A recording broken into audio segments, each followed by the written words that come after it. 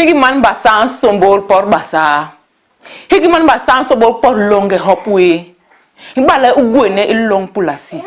Tole ugwene imbai. Un sombol por basa longe un sombol por hopwong longe. Ibititi bini makalwe inyuki même por be basa longe. Inyuki basebelme mura makan. Megabe abilog bike maloban lam ibititi parler bassa pour les nuls. Bienvenue la famille, bienvenue mes frères sur la chaîne Parler bassa pour les nuls. Dans cette chaîne, vous allez voir qu'il y aura deux types de vidéos. Il y aura des vidéos où on va parler uniquement de la langue bassa, uniquement de la langue bassa et comment on peut s'entraider. Parce qu'on n'est pas des profs. On n'est pas des profs de bassa. On est des débutants comme vous. Mais peut-être que pour certains, on est plus avancé qu'eux. Donc, on peut les aider. Peut-être que vous, ou toi qui me regardes, tu es plus avancé que nous. Donc, tu peux aussi nous aider dans les commentaires. Tu vois. Et il y aura une deuxième type de vidéo qui sera dans la playlist Conscience Noire, où on va parler de spiritualité, on va parler de tradition, on va faire appel à des conférenciers et on va pouvoir apporter tout ce qu'on peut apporter. Oui, on va continuer à faire ce genre de vidéos, que ça plaise ou ça plaise pas. De toute façon, il y a certains à qui ça va plaire. Donc si toi ça te plaît, continue avec nous et abonne-toi et on continue ensemble. Dans cette vidéo, en fait, je vais t'expliquer, comme je l'ai dit au début en bassa, maintenant je te le dis en français, pourquoi je ne parle pas bien le bassa. Qu'est-ce qui s'est passé? Pourquoi je n'ai pas atteint mes objectifs en bassa? Tu vois, pour commencer, je vais te dire quoi? Je vais te dire que depuis toute petite, j'ai toujours été attirée par ce qui était de mes origines, ce qui était africain. Tu vois, par exemple, ma mère a été baptisée au temple protestant. Moi aussi, j'ai été baptisée au temple protestant. Donc, à la maison, là-bas, tu vois, elle faisait souvent venir les témoins de Jéhovah, tu vois, qui venaient à la maison. Et ils venaient à la maison pour faire l'étude biblique. Et moi, j'avais eu peut-être 7-8 ans. Je me rappelle, je demandais à la personne, elle s'appelait Madame Lenormand. Je lui disais, mais nous, les Noirs dans la Bible, là, on est où? C'est qui est nous? Tu vois, donc j'ai commencé encore déjà, tu vois, à demander que, voilà, nous les Noirs, quoi, où est-ce qu'on est dans cette voie? J'ai été à l'école, tu vois, et j'étais dans une classe où on était 37, il n'y avait que des Blancs, j'étais la seule Noire. Et un jour, le prof d'histoire géo, nous met un dessin de Plantu. C'était un dessin d'un grand dessinateur de Le Monde, hein, celui-là.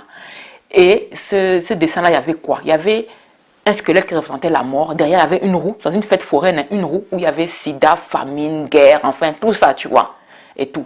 Voilà. Et il y avait donc un Africain qui était devant et qui devait tourner la roue, tu vois, de l'Afrique, tout simplement. Voilà tout ce qu'il avait le droit. Voilà, il avait le droit à ça. Et ce jour-là, ça a été un électrochoc pour moi. Je me suis juré ce jour-là que je ferais tout pour connaître mon histoire, parce qu'on nous parlait des histoires de que les Africains se sont vendus entre eux, quoi que ce soit.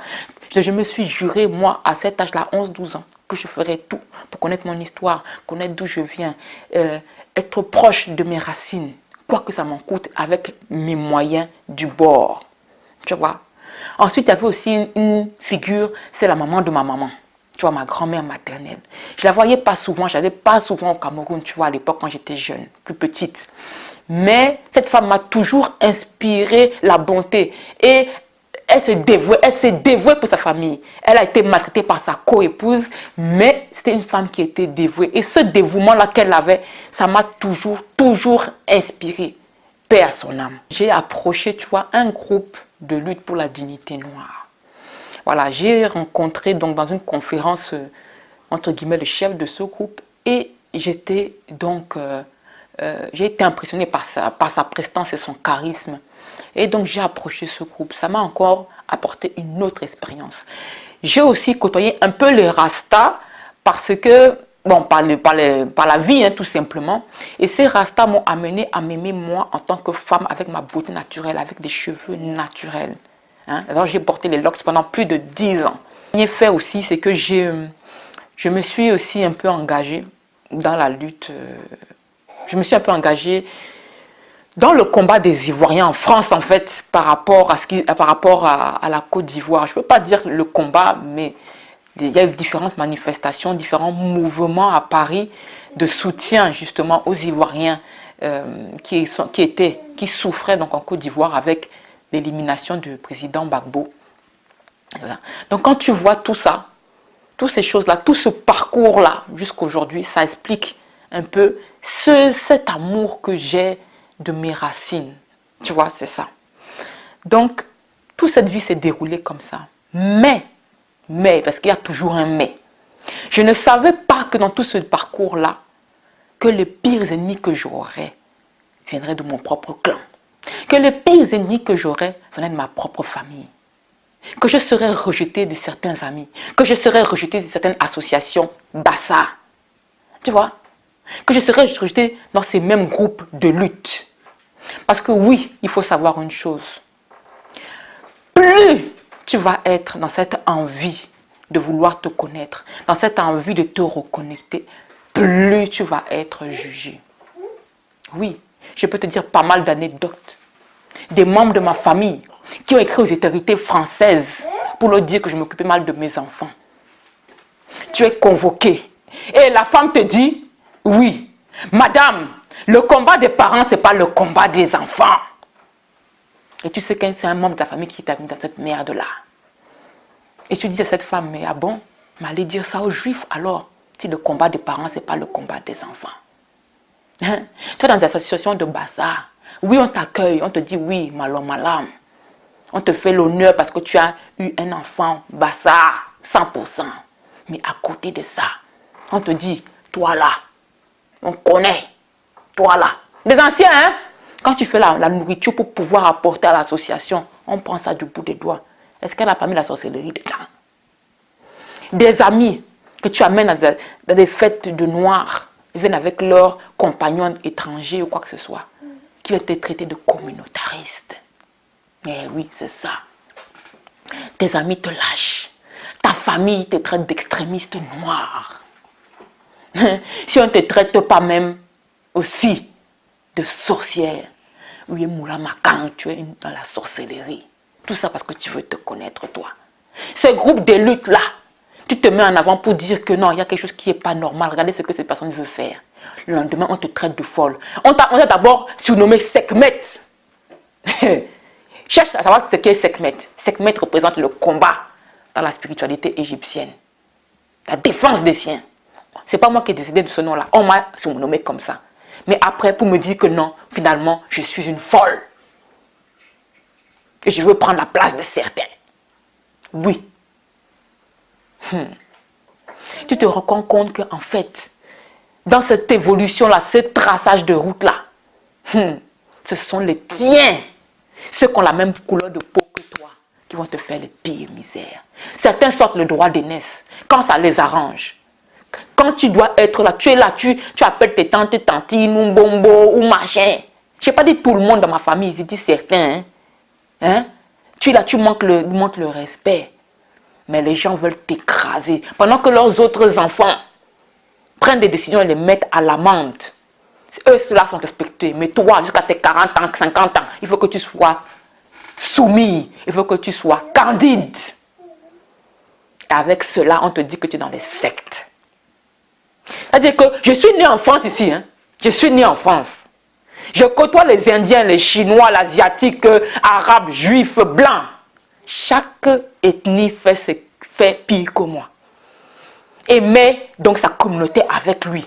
Et vit dans ses traditions, ses coutumes, tout. Ce qu'eux ont droit de faire, moi, je n'ai pas le droit. Ce qui est naturel pour eux, le panarabisme est naturel. Le panasiatisme ou le pansinisme est naturel. Le pan-européanisme est naturel. Le pan-judaïsme ou le pan je ne sais quoi, c'est naturel. Mais toi, tu n'as pas le droit. Tu es donc Mouramakan, sectaire. Tu es extrémiste noir. Tu es communautariste. Donc moi, si tu veux, mon rêve personnel, hein, au-delà d'autres que je ne parlerai pas ici cette vidéo, d'autres choses que je veux mettre en place, d'autres projets que j'ai, c'est de passer au moins toute une journée, 24 heures, en parlant de manière fluide, ça, avec mes enfants. Si toi aussi tu as cette même objectif, si toi aussi tu as envie de ça, continue à nous suivre. Mais sache que tu as des difficultés. Ça ne veut pas dire que la faute est sur ces personnes. Ça ne veut pas dire que tout est leur faute.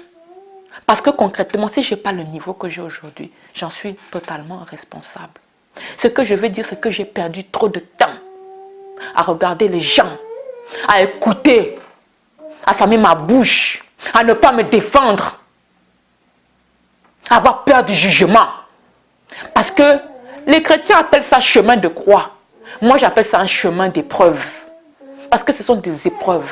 Eh oui, on a vu les Marcus Garvey, les Lumumba, les Sankara, les Cheikh Anta Diop. Tout le monde les glorifie aujourd'hui. Mais qui les mettait à l'amende, les mettait à terre, c'était leurs propres frères qui les critiquaient à longueur de journée. Mais c'est quelque chose qu'il faut savoir. Fais-moi confiance. Le jour où tu passes ton souffle de vie là, que Dieu t'a donné et que tu passes de l'autre côté, il va te rester quoi? Il te restera que les actes que tu as posés. Et personne ne sera là pour vivre ce moment-là à ta place. Même pas tes propres parents. Même pas les associations. Même pas les groupes de lutte. Même pas tes amis. Même pas ta propre mère. Donc c'est ça qui nous reste. C'est le choix qu'on a fait. C'est ces choix-là qui nous portent, que nous portons dans nos cœurs. Donc si vraiment toi, tu vois, tu as envie de suivre ce chemin-là comme nous, tu vois, tu as envie de te reconnecter le plus possible dans la mesure de nos possibilités. Bien sûr que si tu peux aller au pays, si tu peux voir ça, si tu as accès à certains anciens, si tu as accès à des gens qui veulent bien discuter avec toi, échanger avec toi, ça sera toujours aussi bien. Aussi pour ceux qui veulent retourner, partir vivre au pays, ça sera encore mieux. Que tu décides de rester ici, de vivre, de transiter, de voyager. Dans tous les cas, c'est l'intention qui compte. Dans tous les cas, c'est le cœur que tu mets derrière. Parce qu'il y a beaucoup de gens aujourd'hui qui sont afro-descendants, qui ne sont pas en Afrique, mais qui ont vraiment ce continent-là en eux. Dans les veines, dans le corps, partout, ça vibre en eux. Et il y a beaucoup de gens qui sont au pays, même qui sont nés au pays, qui sont même des fois arrivés tôt ou même très tard, qui vont te traiter de tous les noms. Donc voilà, c'est pour ça que j'ai fait cette vidéo, c'est pour te dire que si toi tu as envie de rejoindre cette communauté-là, tu as envie d'avoir envie, tu as envie de cette intention-là, d'amener à t'améliorer en Bassa, d'amener à connaître certaines choses de plus, si on peut s'entraider, parce que c'est ça, c'est l'entraide. Personne n'a dit que moi je connais tout, tu connais rien. Personne n'a dit que je suis la plus africaine ou la plus je ne sais quoi que les gens. Personne n'a dit. Moi, ce que je montre seulement, c'est mon envie. L'envie simplement de rendre hommage à ceux qui sont partis, qui se sont battus pour nous. Que leur sang n'est pas coulé là pour rien. Non, non, non, non, non. Je ne peux pas. Je ne peux pas accepter que certains ont subi la pacification, que certains ont subi l'esclavage, la colonisation, appelez ça comme vous voulez, c'est la même chose. La négrophobie ou quoi. Et qu'ils soient battus. Donc si tu as encore cette envie, toi, de t'améliorer en Bassa comme moi, si tu as un rêve particulier par rapport à la langue Bassa, dis-le dans les commentaires. Et que nous, on s'entraide par rapport à cette quête. Moi, je t'ai dit, moi, c'était quoi mon rêve? Tu vois? Et c'est tout ce chemin-là. Et je veux me battre parce que, quel que soit le temps que ça prenne, que j'ai la pédagogie ou pas la pédagogie, que j'y arrive quelque part, je vais continuer jusqu'à ma mort. Tout le temps, je continuerai. Eh ouais. Parce que c'est bien beau d'aller voir les vidéos. Je parle anglais, je parle japonais, je parle chinois. Les Noirs parlent toutes les langues, sauf la leur. Et même quand ils essaient de parler, ils ne mettent pas autant d'entrain à apprendre leur langue maternelle que la langue des autres. Donc, en tout cas, surtout ceux de la francophonie ou ceux de la zone franche, je ne sais pas comment on peut appeler ça. Donc voilà, partage dans les commentaires. Dis-moi, c'est quoi toi ton rêve, c'est quoi toi ta quête par rapport à la langue Bassa, par rapport à ta culture Bassa ou autre. Voilà, abonne-toi si vraiment tu veux encore d'autres vidéos de la sorte. N'oublie pas, on va encore se voir pour la deuxième vidéo de Nylon. On va encore se voir encore pour d'autres vidéos sur la langue Bassa. Voilà, donc je te dis à bientôt pour la prochaine vidéo.